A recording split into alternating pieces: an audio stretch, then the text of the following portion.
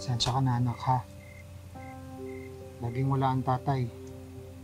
Hindi tuloy kita napoprotektahan. Tay, totoo naman po sinabi nila. Na-abnormal ako. Baka nga, hindi ako totoong tao. Ano ka ba? Huwag mong sabihin yan. Kaya siguro ayaw sa akin ni Nanay Lorna. Kaya na siguro iniwan ako ng totoo kong nanay. Anak, alam mo, yung Nanay Lorna mo, madadak lang yun.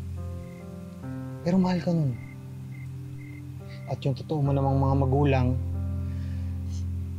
hindi natin alam kung anong nangyari noon. Pero alam mo, imposible hindi ka mahal ng mga yun. Tama na. Basta anak, magpakatatag ka ha. At huwag na huwag ka mawawalan ng pag-asa. Diba nga, kaya pinangalanan kita ng Hope para lagi mong maalala na habang may buhay ay may Pag-asa? pag-asa.